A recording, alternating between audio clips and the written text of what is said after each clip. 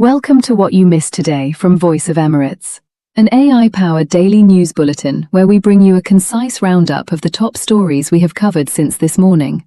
From local, Arab and international news to economy, entertainment, sports and lifestyle. I'm the virtual presenter for Voice of Emirates. Now, let's begin with the highlights of what you may have missed today.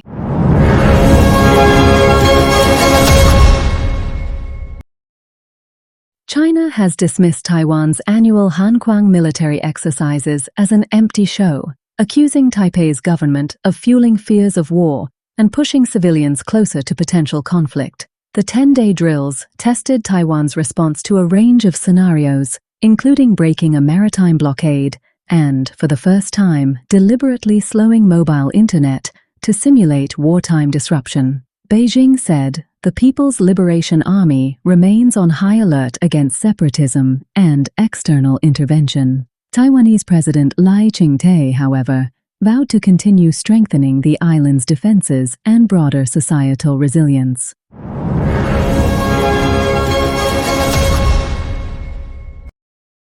The United States has reportedly blocked an Israeli request for unrestricted freedom to conduct airstrikes in Syria, highlighting emerging differences between the two allies over military operations in the country. According to Israel's Channel 13, Israeli officials sought greater operational flexibility to respond to perceived security threats amid growing concern over Turkey's expanding influence and military presence in Syria. Washington, however, is reportedly seeking to prevent friction among regional actors and avoid a broader escalation.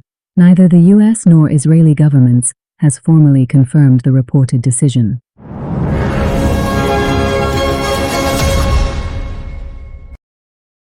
The United States is pressing Israeli Prime Minister Benjamin Netanyahu to publicly condemn settler violence in the occupied West Bank, following a days-long siege of Palestinian homes in the village of Qusra.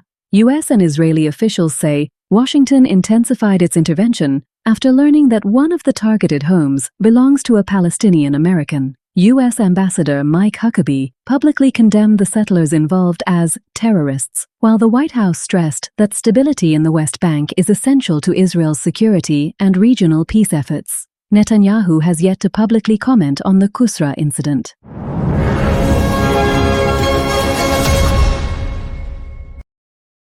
Yemen's Houthis say they carried out a drone attack on a Saudi Aramco facility in Najran, close to the Yemeni border, amid renewed cross-border tensions. The Houthi-run Saba news agency said the drone successfully reached its intended target, claiming the operation was retaliation for an alleged Saudi military aircraft violation of Yemeni airspace over Saada province. The group also threatened further action against Saudi military positions. Saudi authorities and Aramco have not publicly confirmed the claimed Najran strike, leaving the extent of any damage unclear.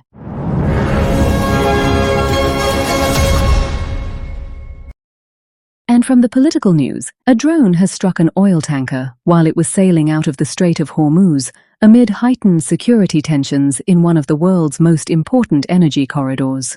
The United Kingdom Maritime Trade Operations said the vessel suffered minor damage, while all crew members were confirmed safe and no environmental impact was reported.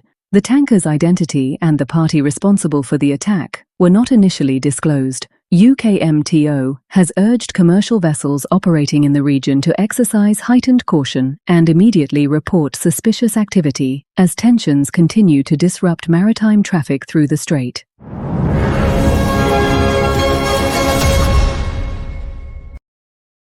The drone war between Russia and Ukraine is intensifying, with both sides launching new attacks against strategic infrastructure.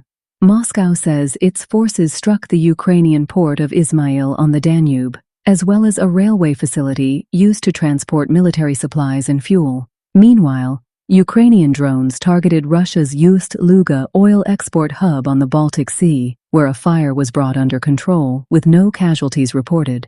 More than 50 drones were reportedly intercepted around the St. Petersburg region, as the expanding campaign against ports, energy facilities, and logistics networks raises fresh concerns over the regional impact of the war.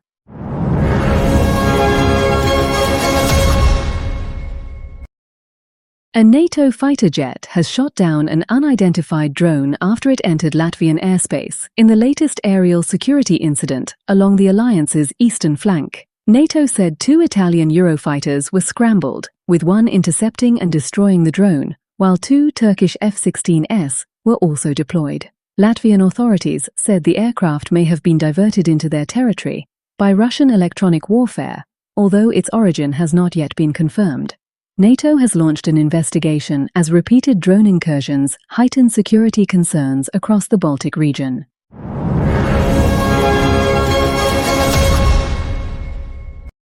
And from the business news, Al Mal Capital Rate recorded a strong performance in the first half of 2026, with net profit surging 113% to 42.2 million dirhams, compared with 19.8 million dirhams a year earlier. The increase was supported by a 43% rise in rental revenue to 59 million dirhams, as well as an 13.4 million dirhams unrealized gain from the revaluation of investment properties. At the end of June, the Ariat's net asset value stood at 813.3 million dirhams, equivalent to approximately 1.16 dirhams per unit.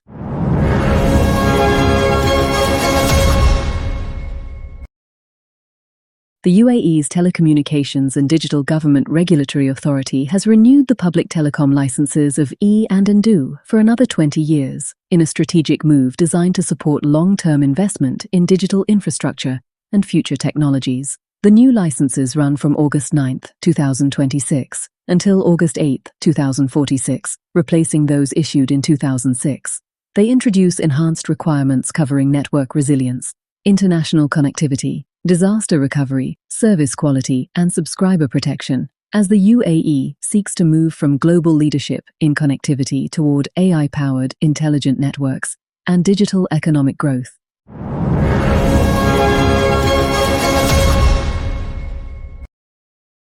Repeated heatwaves across Britain are reshaping the property market, with searches on Rightmove for homes featuring air conditioning jumping 104% this summer compared with last year. The shift comes as temperatures reached 38 degrees Celsius during the country's 5th heatwave of the season. Rightmove research found that 87% of people consider a home's ability to stay cool important, while 61% would consider installing air conditioning. Around 4 million UK homes are now estimated to have cooling systems, double the number recorded 3 years ago.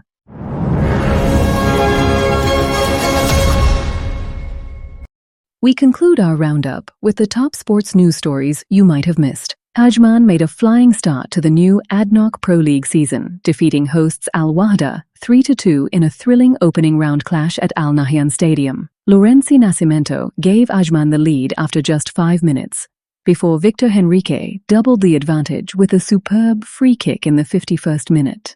Mohamed Gorbani pulled one back for Al Wahda, but Henrique struck again in the 83rd minute. Brahima Diarra scored deep into stoppage time, but Ajman held on to secure all 3 points and their first opening round victory over Al Wahda.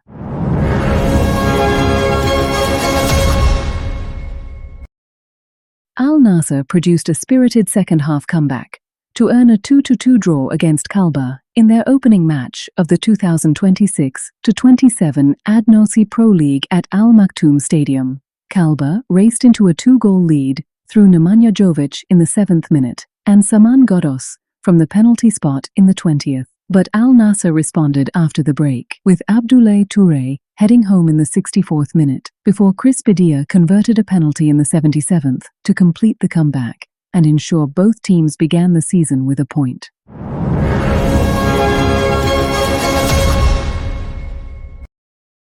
New Zealand football has formally withdrawn its support for Gianni Infantino's re-election as FIFA president in 2027, citing a breakdown in trust over recent decisions by world football's governing body. The federation is demanding an independent review of the abandoned FIFA Forward Enterprise proposal, which sought private investment in FIFA's commercial operations. New Zealand says greater governance, accountability, and transparency are needed to restore confidence. The decision puts it at odds with the Oceania Football Confederation, which continues to acknowledge the progress achieved under FIFA's current leadership.